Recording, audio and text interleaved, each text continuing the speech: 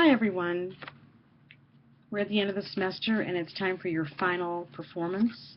And we're talking about stories. So I just got done reading everyone's stories, and for the most part they were all very good. There were a couple of them that I commented, like there's a missing climax or what is the point? And it's not that I'm trying to be mean about any of that.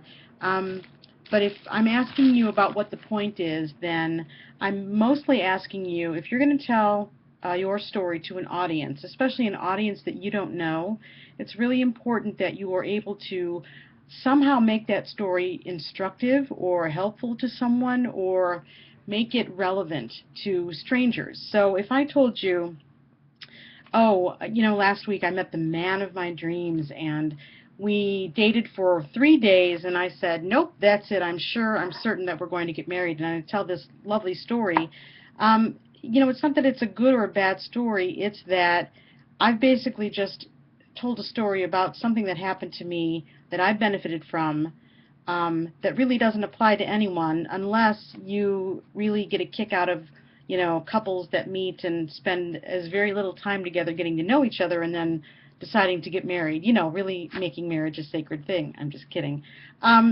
But the point is that I need to make that story relevant to other people. So how do I benefit from it? How might other people benefit from it? What is instructive about my story? How does it help people to make sense of something they've seen or something they are struggling with, or what did you learn about yourself? Because if you tell a lot of stories or you've repeated these stories in your life and you haven't really learned anything from them, then I think you have to start asking yourself, are you telling stories just because of your ego? And again, I'm not trying to say this in a mean way. I'm kind of a professional storyteller, so when I mention ego, it's all about the quality of the story, right? So how do you make the story sound to other people engaging? They want to hear more of the details. They are excited by it. This really allows them to see something in their own lives that this story helps to highlight, right? So if you're going to tell me how you went to the store last night and really, spent a lot of time picking out your favorite cheese, and you sort of go on and on about how you're an expert at, cheese picking, and that's wonderful. It really is, because I love cheese too. But if that's the only part of it where you're like the star of your story and nothing really else matters, then your story needs more development. Now, in conversation, those kinds of stories happen all the time and they're fine.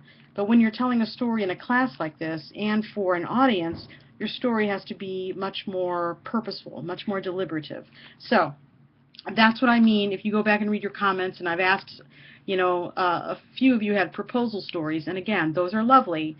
But how do other people benefit from stories of, people getting married or falling in love? Brian Whitefoot has a lovely story about that. It really goes beyond just him and his lovely partner's, experience in a romantic relationship. So anyway, I just wanted to make that note. I've extended the deadline. I didn't realize I had made it Wednesday at noon, and I'm just getting feedback to you now, so that would be really cruel and mean if I sort of, made you do it on Wednesday.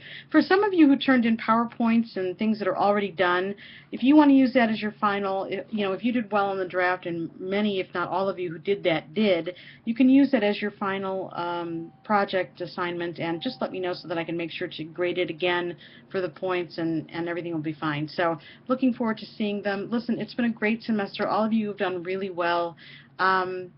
And a lot of the performances that you've done in this class has motivated me to make some, I think, positive changes to the class, so I really wanted to thank you. Also, in the future, like in a day or two, I think you'll be getting an email asking you to fill out course evaluations. Online courses, traditionally, a lot of you don't go and fill out those evaluations. I know you're very busy, but it's really legally your right to do so, and I really benefit from it, and so do the classes, and so do the students who will take the course in the future, so I'd really appreciate it if you would do that. I hope you have a really nice holiday, and thank you so much. It's really been a pleasure seeing your work and enjoying it. Thank you very much.